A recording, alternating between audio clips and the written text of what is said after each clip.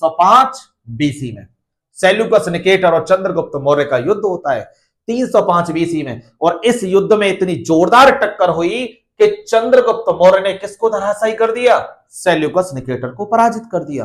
और जब Seleucus Nicator पराजित हो गया तो पराजित होने के बाद इसको घुटने के बल बैठाला जैसे सिकंदर बैठालता था, सेम डिक्टो कॉपी, घुटने के बल बैठाला। और चंद्रगुप्त मौर्य इससे बोले कि अब बताओ तुम्हारे साथ क्या किया जाए, मार दिया जाए या छोड़ दिया जाए, क्योंकि इन्होंने नरसंहार किया था देश में बहुत ज्यादा। तब इसने कहा महाराज हम एक काम करते हैं, इस दुश्मनी को रिश्तेदारी में बदल देते हैं और मेरी जो पुत्री है हेलेना उससे आप विवाह कर लो।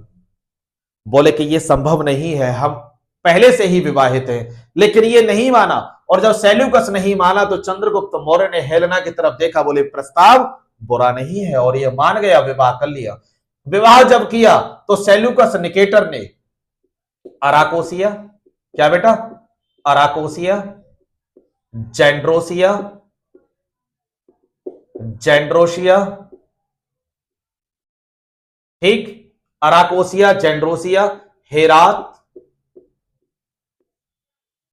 ये वाले क्षेत्र किसको? चंद्रगुप्त मौर्य को किस में दिए?